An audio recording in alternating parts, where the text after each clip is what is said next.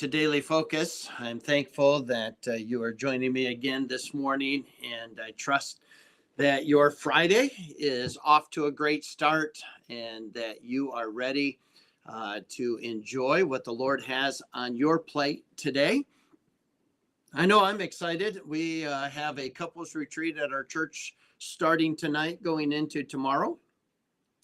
And then next week, Wednesday, I'll leave for Branson, Missouri, to have the privilege to preach a couples retreat to a large group of couples, 500-600 couples, and to have the privilege to be a keynote for that. So there's going to be a lot of couples retreat in the next week or so for me and my wife, and we're looking forward to every minute of it. But I'm going to do my best, even in the midst of that busy schedule in Branson, to keep up with the Daily Focus. But you'll know where I am if something doesn't allow me to do it. Well, we're in Psalm 134, and it's kind of the conclusion of this series of Psalms. And commonly understood that David also wrote this psalm. And it starts again with the same word that we looked at yesterday, behold. What is about to follow this, you may not completely be able to understand or wrap your mind around it, but if you embrace it, it'll change you forever. And so let me read this short psalm of 3 verses. It says, behold, bless ye the Lord, all ye servants of the Lord, which by night stand in the house of the Lord. Lift up your hands in the sanctuary and bless the Lord. The Lord that made heaven and earth, bless thee out of Zion. Well, here's a picture of, if you can kind of picture with me the setting. The setting is the last smoke is rising off of the sacrifice, and the day is dimming down, and the final smoke of the altars are mingling with the night skies, and people are retreating to their homes, and it's at the last part before the gates are closed, and the night watch is about to take their places to care for the sacred temple and or tabernacle area of the Lord, and so if I remember right, it's like 24 Levites and 3 priests and a guard, captain of the guard, I think was what was the night watch over the tabernacle. And these individuals are taking their place, and they're assuming their responsibilities. And this psalm is kind of a culmination of worship to God, and it gives a tribute, if you will, to the role of these individuals who stand in guard over the sacred land and the place where God's presence was to meet with them. And so they're crying out, behold, bless ye the Lord. In other words, they are saying, bless ye the Lord, all ye servants of the Lord. So it's almost like a cry with a response. And that is, all of you that are assuming your position for the night to care for this sacred ground, bless ye the Lord. In other words, make much of the Lord, and lift up your hands. And this is the way that it would be, is the palms are up, which was a sign of submission. It was a sign of saying, God, we are dependent upon you. We're submitting ourselves to what you have in store. We trust you, we love you, and we depend upon you.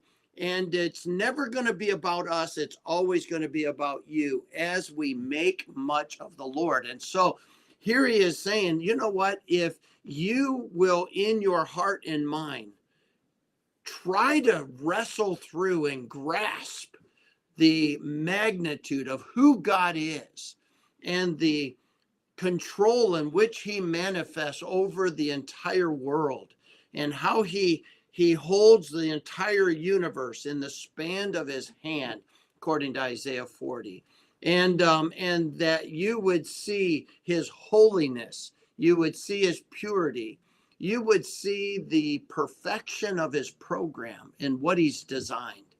And you stand in awe and you bless the Lord. You make much of him and you have a right view of yourself. Here, this psalm is basically giving us that picture of these night watchmen, all in their assumed responsibilities, standing in awe of God. I see them as going, wow, I am so amazingly blessed that God would let me watch over this sacred land through the night. From sunset to sunrise, this is my privilege. And I am here to make sure everything is safe, to make sure everything is done right. And I get to have a role. And I take it serious.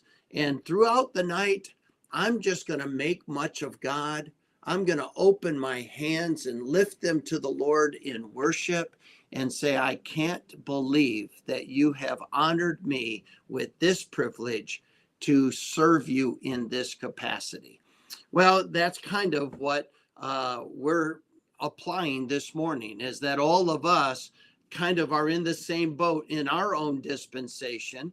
And that is that God is still God. He's in control of all things in the world, and he is sovereign over all things. He is holy.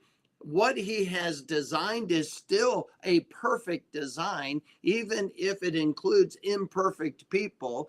But his designs are amazing, and we stand in awe that he would even let us participate in the role and responsibility that we have to reach the world with the gospel and to live our lives in a way that would help them come to a right conclusion about Christ, and that we would not be self-centered or selfish in the decisions we make, but that we stand in awe of who God is and we bless him, and we stand with lifting our hands saying, God, I am so blessed to be able to serve you here.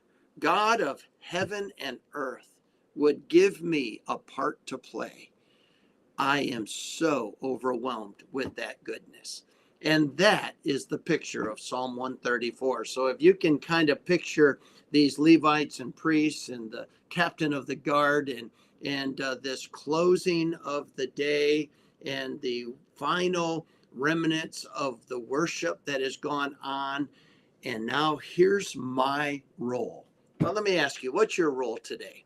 Are you standing in awe that God would entrust you with the gospel to share with somebody? Are you standing in awe of the privilege to be the body of Christ, the physical or visible presentation of who Christ is to a world that needs to know him? Do you stand in awe of the gifting God has given to you to manifest in the local church and the talents he's given to you? The privilege to be married and to have the responsibilities of a spouse, to have children, potentially to have grandchildren. These are amazing testimonies that God has been so gracious. Let's bless his name and lift our hands in holy worship to demonstrate to him how overwhelmed we are that he would include us. I hope you have a great day. Looking forward to next week. I hope you have a good weekend. God bless.